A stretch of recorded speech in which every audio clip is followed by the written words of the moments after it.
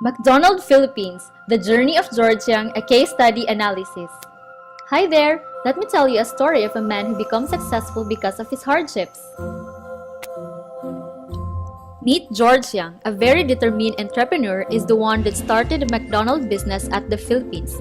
After completing his MBA at the Wharton Business School, he returned to Manila, settled in to start a family, and began as a marketing manager of a tobacco company called Bataan Cigarettes.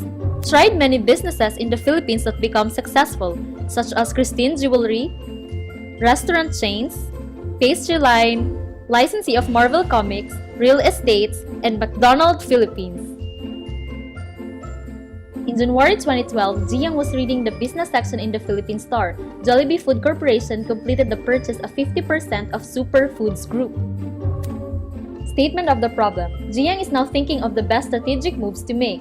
And in spite of the acquisitions of Ji Young's competitor, what are the best strategies that could bring his businesses well into the future? Alternative Course of Action, ACA1, Target Market. Truth is, not everyone can consume the products and services that they offer. Ji Young should distinguish further between primary, secondary, and tertiary target markets. Distribution strategy includes how his business transfer their products to different channels to reach his target market. ACA2, Ji Young should develop a core positioning that is made up of different benefits.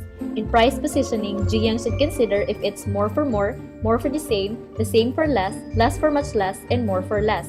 In total value proposition, he must develop statement that answers the question, why should I buy from you?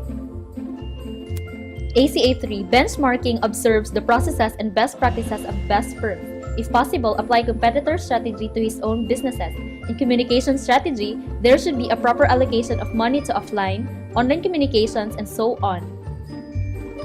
Alternative course of action. The following are the strategies that Young probably needs. Thus, this only indicates that the ACA3 dominates both the solution ratings and scores, so we prefer to choose the alternative course of action 3, the benchmarking and communication strategy. Benchmarking can strengthen Ji Young's businesses because it searches and implements best practices that can lead to the improvement of his firm's performance. This is applicable to all of his businesses. Communication strategy allows his businesses to communicate product benefits to the customer, reach customers directly, provide customers incentives, and to know the outflow of information to suppliers, customers, and other groups. And this ends our presentation. Thank you for listening and watching.